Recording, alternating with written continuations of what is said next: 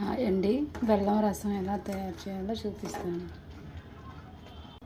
Stove వెలిగించి గిన్నె పెట్టి కొద్దిగా ఆయిల్ పోసుకోవాలి. నూనె వేడెక్కాక తాలింపు గింజలు, చిన్నులపాయలు, కరివేపాకు, ఎండుమిరపకాయలు, టమాటా ముక్కలు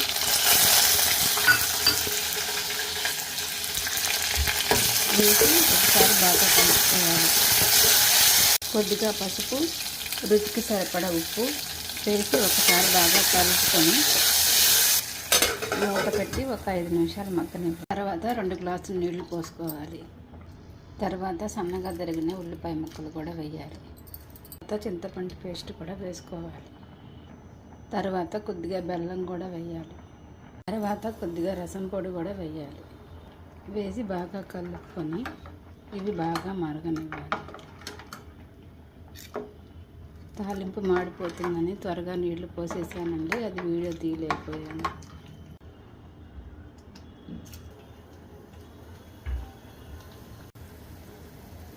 బెల్లం రసం బాగా మరిగిపోయాయండి.